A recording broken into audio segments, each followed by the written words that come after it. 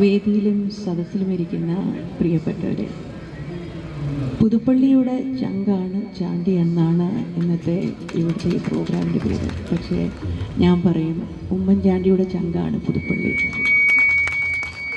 അതിപ്പം ആ പറയുന്ന വാക്കിൻ്റെ വ്യാപ്തി പുതുപ്പള്ളിയിലെ ഓരോ അംഗങ്ങൾക്കും, പിന്നെ ഇന്നിപ്പം കഴിഞ്ഞ 10-15 ദിവസമായി വീട് കയറി പ്രവർത്തിക്കുന്ന ഓരോ മഹിളാ കോൺഗ്രസ്സുകാർക്കും ഞാൻ ഉൾപ്പെടെയുള്ള എല്ലാവർക്കും ആ വാക്കിൻ്റെ വ്യാപ്തി എന്താണെന്ന് കൃത്യമായി മനസ്സിലായിട്ടുണ്ട്.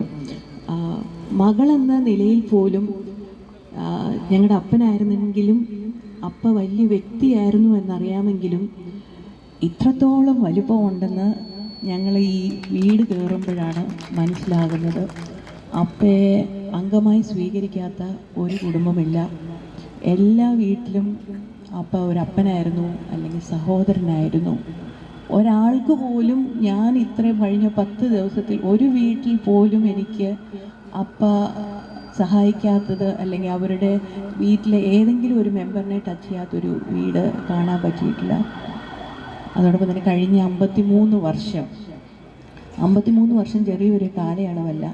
ഞങ്ങൾ മക്കളെയോ അമ്മയോ കാട്ടി ഏറ്റവും ഇഷ്ടം അപ്പയ്ക്ക് പുതുപ്പള്ളിക്കാരോടായിരുന്നു. അതുകൊണ്ടാണ് ഉമ്മൻചാണ്ടിയുടെ ചങ്ക് പുതുപ്പള്ളി എന്ന് പറയുന്നത്. പക്ഷേ യാതൊരു വിധമായ അപ്പ എല്ലാവരെയും സഹായിച്ചിട്ടുണ്ട്. പക്ഷേ അപ്പയുടെ യാതൊരു വിധമായ സഹായങ്ങളില്ലാതെയാണ് ചാണ്ടി രാഷ്ട്രീയത്തിൽ വരുന്നത്. അക്കാഡമിക്സിൽ ചെറുപ്പത്തിൽ തന്നെ വളരെ താല്പര്യമുണ്ടായിരുന്നു. അപ്പോൾ അക്കാഡമിക്സിനോടൊപ്പം തന്നെ പൊളിറ്റിക്സ് കൊണ്ടുപോയിരുന്നു. നല്ല യൂണിവേഴ്സിറ്റീസിൽ നല്ല 5-6 ലാംഗ്വേജസ് അറിയാം. നല്ല രീതിയിൽ പഠിച്ചു. പൊളിറ്റിക്സിനോടൊപ്പം തന്നെ കൊണ്ടുപോയി. ചാണ്ടിയുടെ യഥാർത്ഥമായ കഴിവ് എനിക്ക് ഫീൽ ചെയ്തത് കോവിഡ് സമയത്താണ്. കേരളത്തിൽ അങ്ങ് തൊട്ട് ഇങ്ങോളം 1000 മൊബൈൽ ഫോൺസാണ് ഏറ്റവും ആവശ്യമുള്ള കുഞ്ഞുങ്ങളെ കണ്ടെത്തി അവർക്ക് വേണ്ടി അങ്ങനൊരു എഫേർട്ട് എടുത്ത് കൊടുത്തത്.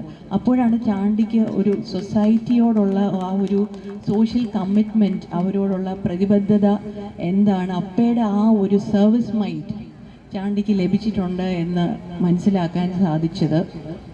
അതുപോലെ തന്നെ ഭാരത് ജോഡോ യാത്രയിൽ ചെരുപ്പിടാതെ രാഹുൽ ഗാന്ധിയോടൊപ്പം ഇന്ത്യയുടെ ഒരറ്റത്തിൽ നിന്ന് മറ്റേ അറ്റം വരെ നടന്നപ്പോഴാണ് പാർട്ടിയോടുള്ള പ്രതിബദ്ധത മനസ്സിലാക്കാൻ സാധിച്ചത്.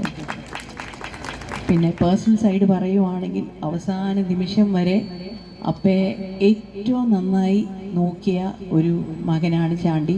അത് ജെവി പറഞ്ഞ പോലെ 10 മാസം മുഴുവൻ സമയം കൂടെ നിന്ന എനിക്കായിരിക്കും അതിനെപ്പറ്റി പറയാൻ പറ്റുന്നത്.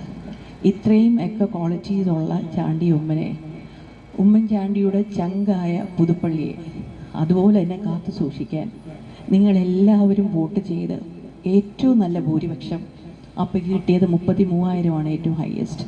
അതിൻ്റെ ഇരട്ടി ഭൂരിപക്ഷം, അതിനെക്കാട്ടിലേറെ നല്ല ഭൂരിപക്ഷത്തിൽ ജയിപ്പിക്കണം എന്ന് ഞാൻ അഭ്യർത്ഥിക്കുന്നു. നന്ദി, നമസ്കാരം.